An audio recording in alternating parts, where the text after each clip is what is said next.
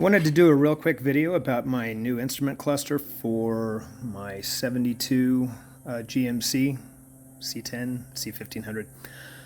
So this is the Classic Instruments. It's the autocross cluster. I don't know. I have I have Dakota Digital in my Camaro, and I love it. I love the setup, and there's so many of these C10 trucks that are running Dakota Digital, whether it's the VHX or the VTX. They're both really nice, and I really like the interface that is on the Dakota Digital. I bought this, like I said, I bought this gauge cluster because it was a little bit different than what we normally have. But you can see right here is we have a Molex connector.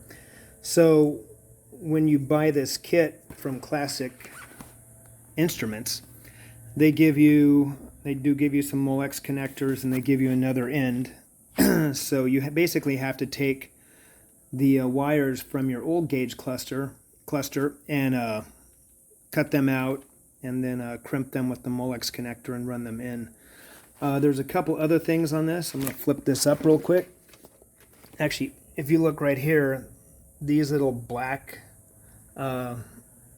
buttons here with wires, those are actually to set and calibrate the speedo and the tach, and also the clock. So on mine, I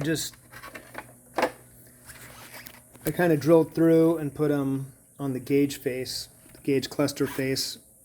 You can mount them wherever you want. I just did them for here right now. You could run some extended wires, just to make it simple. I may get a different cluster in the future. I've been looking at the Ring Brothers. They have this really beautiful aluminum one that I like, and I would definitely not drill and put those little push buttons in that. But anyway, for the meantime, that's what this is. I'm going to walk over to the truck right now and show you the Molex connector right here. So this is the original cluster connector, and the instructions pretty much have you take the wires. It tells you where to put the wires and where to pin everything at. Since this is an LS install, it has a PCM input for the speedometer, but there are different adapters for the speedometer. If you have an old type transmission and you just want to run a signal generator off of that, it comes with a signal generator. And then this kit came with a oil pressure sender and a thermostat. A temperature sender. I had to get a different one than what was included in this kit. The LS one required a smaller one. And the oil port on the left side of the LS, there's like this little cap that pops out. I went ahead and tapped that, and that's where my oil sender is. So anyway, I'll take a picture after the gauges are installed and show them to you.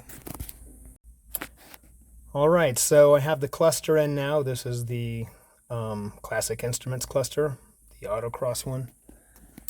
You can see that. And so this is the button to set the time. You can see it'll go like that. Alright, on this one, it came with incandescent bulbs, so I added some blue LEDs. You can kind of see them. Let me shut this light off. There. So the thing I do like about the Dakota Digital is it is backlit, whereas this is perimeter lit. I mean, it'll still look great, and these are great looking instruments, but just a heads up. So I'll shut this off. I'm going to fire this up so you can see the gauge sweep. It's only half a gauge.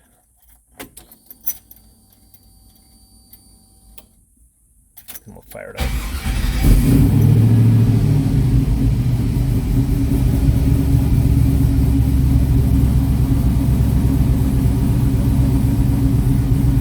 But anyway, getting ready to take it out for its first drive, so we'll see how it goes.